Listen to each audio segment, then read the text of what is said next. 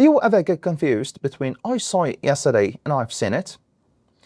If you're preparing for IELTS, understanding the present perfect simple is absolutely essential. It's a game changer for both your speaking and writing scores. Well, stick around because in this video, we're going to focus only on mastering the present perfect simple.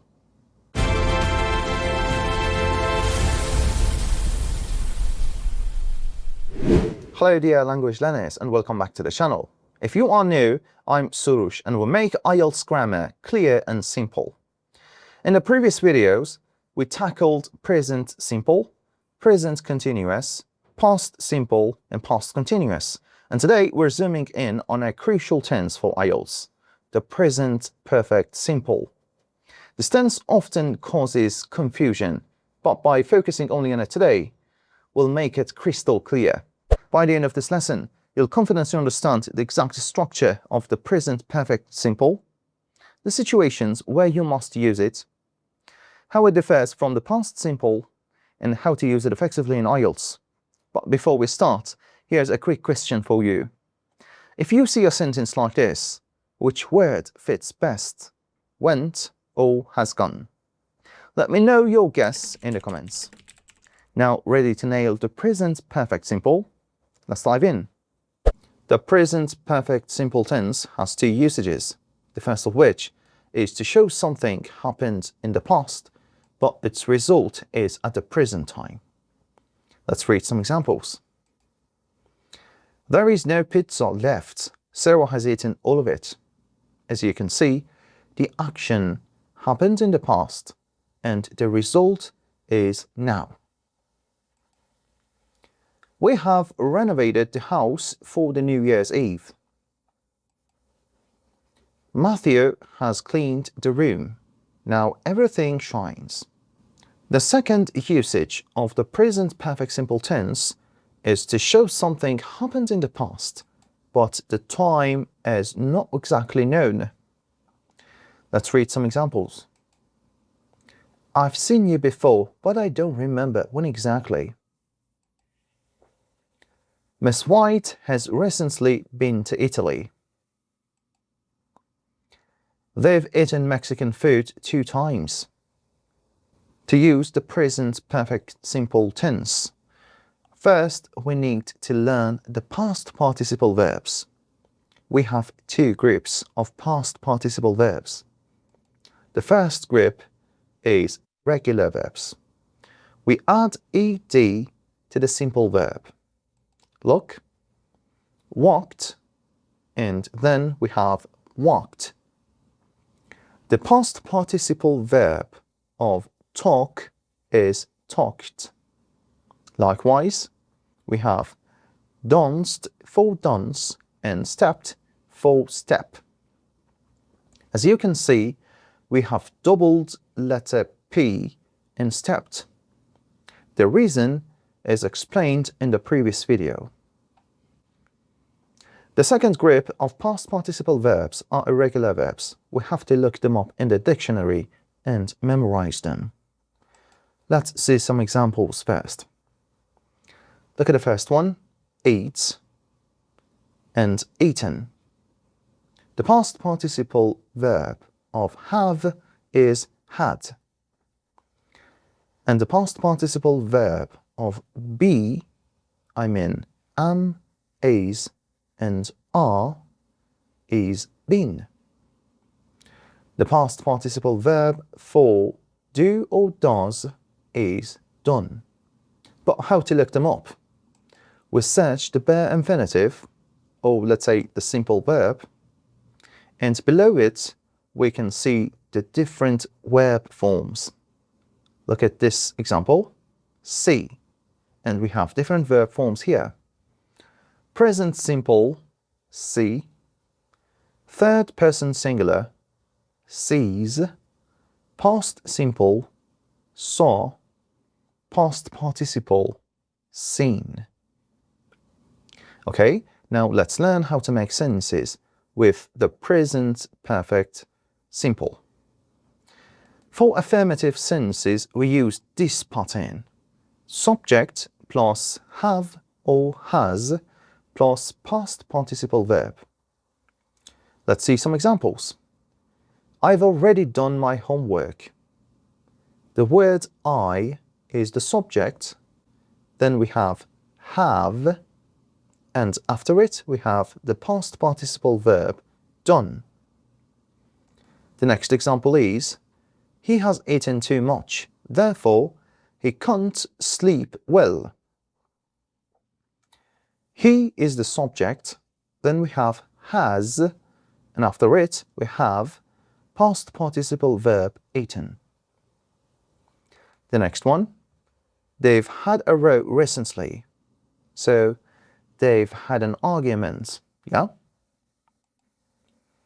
John has won a scholarship in the last few days. Now let's learn how to make negative sentences with this tense. This is the pattern for negative sentences. Subject plus haven't or hasn't plus past participle verb. So I just put not after have or has. Look at the first example. I've already done my homework. So I only put not after have. So the negative form is, I haven't done my homework yet. Look at the next one. He's not or he hasn't eaten too much. Therefore, he can't sleep well. They've not had a row recently. Now, you've got 10 seconds to make a negative sentence out of the last example.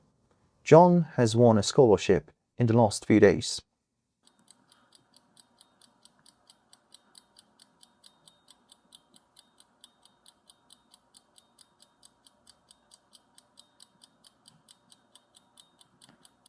Okay, John hasn't won a scholarship in the last few days. Now let's move to questions. Yes-no questions first. So we use this pattern for yes-no questions. Have or has plus the subject, and after that we have past participle verb. Look at this example. Have you done your homework? I have the word have at the beginning of the question, then the subject you, and after it we have the past participle verb done. And the next example is, has he eaten too much? Have they had a row recently? And the last one, has John won a scholarship in the last few days? Remember, in yes-no questions, I raise my voice at the end of the questions. Now let's learn how to make WH questions with this tense. For WH questions, we use this pattern. WH words plus have or has plus subject, and then we have the past participle verb. For example, what have you done? Why has he eaten too much? And the next one, where have they had a row recently? Now you've got 10 seconds to make a WH question out of the last example.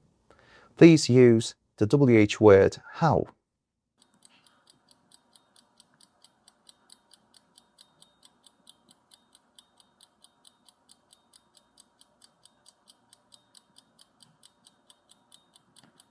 Well done. How has John won a scholarship in the last few days? Remember, in WH questions, I dampen my voice at the end of the questions. Now, here's a very important tip for you to learn. If the WH word questions the subject, the basic form of the sentence regarding singular third person is used in the question, whatever the tense. Look at this example. Who has sent you the email? I don't have any subjects here, and I used has instead of have. Let's read another example. What has happened at the party? Again, I don't have any subject here, so I use has, not have. Now look at this one. Who has made dinner last night? Because the subject is being questioned here, I use has instead of have. Now let's read a different example with who. Who or whom have you seen at the party? Here, I'm questioning the object, not the subject. So I used have for you. And the answer could be, I've seen Thomas at the party.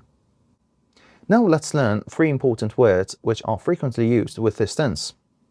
Just, already, and yet. First, let's learn just. It means a short time ago. Look at this example. Where is Alex? He has just gone out. It means he has gone out a short time ago. We put this word right before the main verb, as you can see in this example. Are you thirsty? No, I've just drunk a glass of water. As you can see, just is placed right before the past participle verb drunk. Now let's learn the next one, already. It means sooner than expected. Let's read an example here. We have to hand in the findings in 3 days. Don't worry, I've already done that. Again, we put this word right before the main verb. Don't forget to pay the bill. I've already paid it. Now let's learn the last one, yet. It means until now. We use this word to show we're expecting something to happen. Look at this example. I haven't accomplished my monthly goals yet. It means I'm expecting to accomplish them. Have they stopped arguing yet? Now it's your turn. Please answer these IELTS Speaking Part 1 questions using the present perfect simple tense. You can pause the video to answer each question. Have you ever traveled to another country? Which one? Have you learned any new skills in the last year? Tell me about a book you've read that you really enjoyed.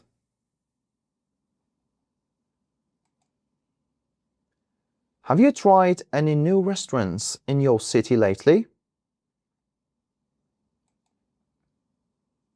Have you ever attended a live concert or music festival?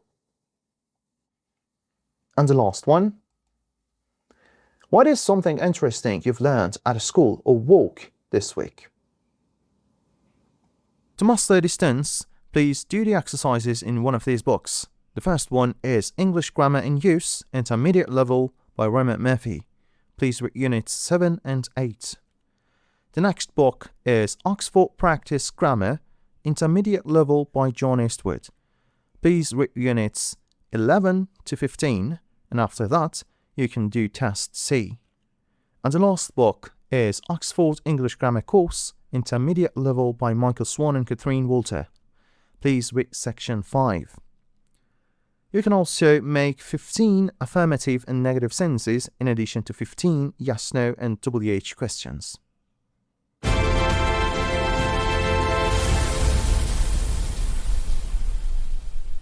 And there you have it.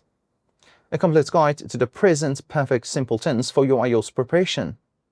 Remember, this tense connects the past to the present, whether it's about your experiences, recent happenings, or ongoing situations. Here's a key takeaway. The structure is have or has plus past participle verb. If this focused lesson helped you clear things up, please give this video a thumbs up, subscribe for more targeted IELTS grammar guides, and hit the bell so you don't miss our next video where we'll tackle the present perfect continuous. What other grammar points are tricky for you? Let me know in the comments. Keep practicing, and I'll see you in the next lesson.